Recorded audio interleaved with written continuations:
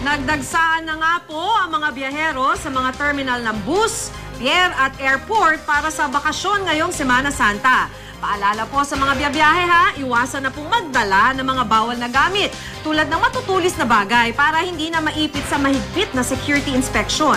Kung ang iba pauwi pa lang sa kanilang probinsya, sa ilang lugar, abala na ilang Katoliko sa pagdaraos ng mga tradisyon ngayong Holy Week tulad ng Pasyon. Makibalita tayo kay Teresa Andrada. Nagsimula na ang pabasa ng Pasyon sa Balanga, Bataan. Ang mga empleyado sa Kapitolyo salitan sa pagbasa ng paawit mula sa aklat na Pasyong Mahal.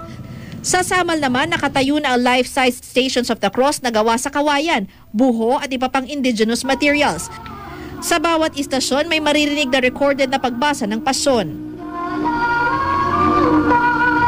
Gagamitin ang mga ito sa gaganaping senakulo sa Huwebes Santo at Biyernes Santo. Sa Bulacan, nagsisipaghanda na ang mga gaganap sa pagsasadula ng papapasakit ng Panginoong Hesukristo o senakulo.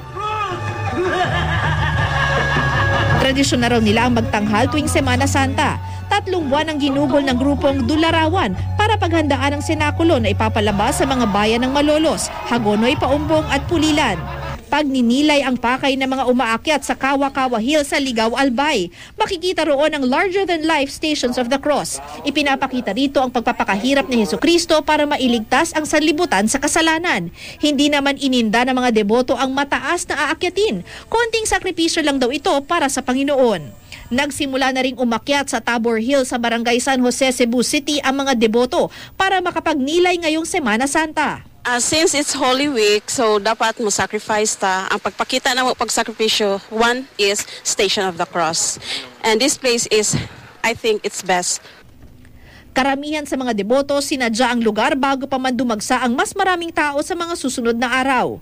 Ito naman ang pinupuntahan ng mga deboto ng Birheng Maria sa Dawis, Bohol. Sanga ng isang bakawan na animoy katawan ng isang babae. Paniwala ng mga taga roon, imahen ito ng Birheng Maria. Doon sila nagdarasal, nagtitirik ng kandila at nag-aalay ng bulaklak. Wala pang opisyal na pahayag ang simbahan sa Bohol kaugnay nito. Teresa Andrada, GMA News.